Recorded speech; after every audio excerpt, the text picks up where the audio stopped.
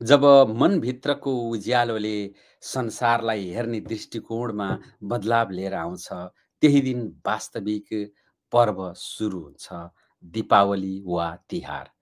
तिहार केवल उत्सव परम्परा मनाउने, भोगविलास गर्ने, जुवा खेल्ने, तास खेल्ने, मदिरा पिउने, बास देउसी खेलेर पैसा जम्मा गर्ने पर्व मात्र होइन। जुन कुरा देखिएको छ, यसभित्र गहिरो सत्य र शाश्वत मूल्य मान्यताहरू रहेका छन्। प्रथमतः दीप प्रज्वलन भन्नु नै जब व्यक्ति परम बोध आफै भित्रको दीपकसँग नजिक हुन्छ, ऊ शान्त मनको, सरल हृदयको र संसारलाई अँगालो मार्ने खालको हुन्छ। मनमा प्रसन्नता हुन्छ र सबै बीच भातृत्व, बन्धुत्व, समत्व कायम गर्ने मन हुन्छ। त्यो नै दीपावली हो। र त्यस्तै गरेर दीपावली तिहारमा हामीले काग एउटा शुद्ध सञ्चारको प्रतीक, सञ्चारको ऊर्जालाई पूजा गर्छौँ। कुकुर पूजा गरेर इमानदारिता, आफैभित्र भएको इमानदारितालाई, हामीले संयमलाई पूजा गर्छौँ अथवा त्यसलाई सम्मान दिन्छौँ पूजाको अर्थ।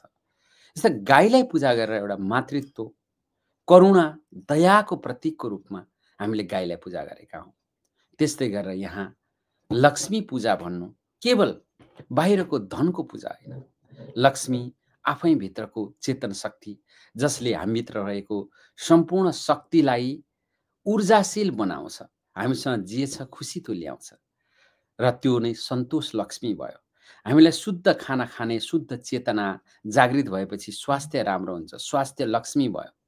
हामीलाई जे प्राप्त छ, पर्याप्त छ भन्ने एउटा सन्तुष्टिका साथ कर्म गर्ने प्रेरणा दिने सन्तोष लक्ष्मी भयो भने आनन्दका साथ रहन सक्ने, हर बाहिरको परिस्थितिले भित्रको अवस्थालाई नधमिल्याओस्, त्यो अवस्था हाम्रो आनन्द लक्ष्मी भयो। र यी सबै कुरालाई प्राप्त गर्ने एनर्जीलाई साधना गर्नु नै लक्ष्मी पूजा हो भने आफूभित्र रहेको आत्मा र अरूमा रहेको आत्मा एउटै हो, द ओननेस भनेर थाहा पाउनु, बन्धुत्वको विकास गर्नु नै भाइ टिका अर्थात् यो भाइ पूजा हो। र आफूभित्रको जुन परम सत्य छ, त्यो अरू शरीरमा नि छ, अरू शरीरको ममा नि छ भनेर थाहा पाउनु नै मह पूजा हो।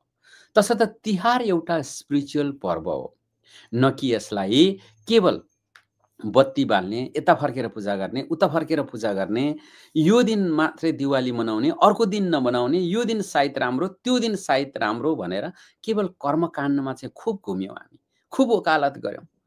10 मिनेट पनि आत्मजगतको चिन्तनको लागि समय नछुट्याउनेहरू यो संसारमा यो साइत त्यो साइत भनेर झगडा गरेर यो समय उत्तम, ऊ समय उत्तम भनेर हिँडिरह्यो। जबकि ग्रह तारा हुनुभन्दा पहिला पनि जुन ब्रह्म सत्ता थियो, त्यो सत्ताको निरन्तर चैतन्य हामीमा पनि छ। र ग्रह तारा यो सम्पूर्ण रीतिरिवाज भन्दा माथि अध्यात्म हो।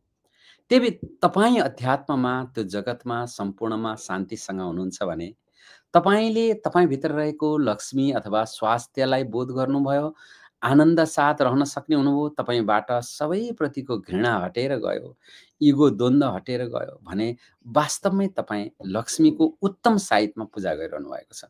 पूजा भनेको अर्थ केवल टीका लगाउनु, हामीले यसरी लोपर्यौँ कि संसारलाई त्यो सत्यलाई जान्नको लागि भन्दा पनि सत्यलाई ढाक्नको लागि मात्रै प्रतीकात्मक रूप मात्र देखाइएको कर्मकाण्डीमा लुटुपुटु भयौँ हामी। र हामीले केवल अबिर, केसरी, बत्ती, झिलिमिली यही नै पूजा ठान्यौँ। जबकि त्यस दिन यति राम्रो ऊर्जा आउँछ। त्यो ऊर्जा आउने दिनमा त हामी अन्तर्बोध गरेर एकैछिन ध्यानस्थ हुनुहोस्, सत्यको बोध गर्नुहोस्। म शरीर होइन, म नाम होइन, म रूप होइन, म जात होइन, म पद होइन, म धन होइन भनेर बोध गर्ने, बारम्बार रिमाइन्ड गर्ने। जब त्यो अवेरनेस आउँछ नि, त्यो नै लाइट हो, त्यो नै दीपावली हो र त्यो नै तिहार हो। तँ ठुलो, म ठुलो, मैले भनेको मान्नुपर्छ, मेरो विचार, मेरो तर्क, मेरो गणितलाई तिमीहरूले स्वीकार गर्नुपर्छ भनेर बारम्बार हामी लाद्न प्रयास गर्छौँ। त्यहाँ अहङ्कारका गन्ध आउँछ।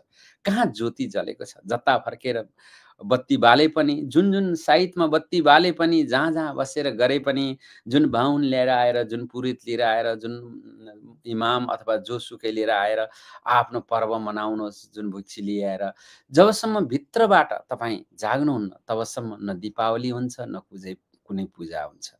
तसर्थ पूजा र दीपावलीको केवल हामीले एउटा पक्षलाई मात्र हेऱ्यौँ। त्यसको ब्रह्मबोध, तत्त्वज्ञान, समत्व भाव र पूर्ण मुक्त हुने दिशातर्फ लैजानको लागि यी पर्वहरू आएका हुन्। यी पर्वहरू सामूहिक खुसीको लागि आएका हुन्। सामूहिक खुसी आएको पर्व कसरी विभाजित गर्ने? एउटा मान्छे नेपालमा मनाइरहेको छ, एक दिन यो चाड हो भनेर, अर्को देशका मान्छेहरूले अर्को दिन त्यो दिन त होइन भनिरहेको छ। यो त सामूहिक रूपमा खुसी हुने हो। हामीलाई साहित्य, शुभता सम्पूर्ण चाहिन्छ। भएसम्म साहित्यमै गर्नु उत्तम हो। भएन भने पनि सामूहिक खुसी, त्यो माहौललाई सँगै राखेर सामूहिक ध्यान, सामूहिक उत्सव गर्नु अत्यन्त महत्त्वपूर्ण हुन्छ। जब हामी कागलाई पूजा गर्छौँ भने पन्छीहरूप्रति राखेको सद्भाव हो। त्यो काग मात्रै होइन, कुखुरादेखि हाँसदेखि सबैलाई। जब हामीलाई परिकारको लागि काटमार गर्छौँ अनि कागलाई चाहिँ अलिकति डल्लो भात दिएर त्यो एउटा ढोङ मात्रै रहन्छ। यो अर्थ थिएन काग तिहारको। पन्छीहरूप्रतिको उदारता राख भनेको। जब 4 पाउ टेक्ने कुकुरलाई चाहिँ एक दिनलाई पूजा गर्छौँ, अघि-पछि लात्तीले हान्छौँ हामी। उसलाई गाली गर्छौँ। मानिसलाई गाली गर्दासम्म उपमा दिएर कुकुर जस्तो भन्छौँ र त्यो कुकुरको सम्मान होइन। तसर्थ एक दिन होइन, वर्ष दिनभरि नै त्यो सम्मान कायम गर्नु नै कुकुर पूजा हो। र इमान्दारिता, लोयल्टी, आफ्नो विश्वासलाई कायम राख्नु नै कुकुर तिहार हो। त्यस्तै गरेर जब तपाईँ गाईलाई पूजा गर्नुहुन्छ, मातृत्वको गाई पूजा गर्ने र गाईलाई सम्मान दिनेहरूले कृषिलाई सम्मान दिन्छन्, आफ्नोपनलाई सम्मान दिन्छन् र मातृत्वलाई सम्मान दिन्छन्। त्यो सम्मानको भाव उदय हुनु भनेको एउटा देवत्व, दैव शक्ति विकास हुँदै जानु हो, दैवी शक्ति। तसर्थ गाईको प्रतीक र त्यस्तै गरेर गोरु जीवनभरिको साथी अथवा मानिसहरूको कृषिको क्रान्तिमा एउटा सहायक योद्धा हो गोरु। उसको सम्मान गर्नु भनेको कृषकहरूको सम्मान हो, श्रमिकहरूको सम्मान हो, मजदुरहरूको सम्मान हो र तल्लो तहमा काम गर्ने मानिसहरूको श्रमप्रतिको सम्मान हो। श्रम कुनै पनि सानो ठुलो हुँदैन भनेर गोरुको सम्मान हो। त्यस्तै लक्ष्मी पूजा भन्नु नै आफूभित्रको दिव्यता हो। त्यो बाहिरको धन सम्पत्ति, कार, गोदाम होइन। आफैभित्र तपाईँको के सम्पत्ति छ? काहीँ गएर उभिँदाखेरि तपाईँले कुन सम्पत्ति देखाउनुहुन्छ? नम्र बोल्नुभयो, तपाईँ सम्पत्तिवान मान्छे हो। न्यायपूर्ण बोल्नुभयो, तपाईँ अझ धेरै महासेठ मान्छे हो। तपाईँले जात-जातिमा विभेद देख्नु भएन, मानिसमा भेद देख्नु भएन भने तपाईँ अर्को सम्पत्तिवान मानिस हो।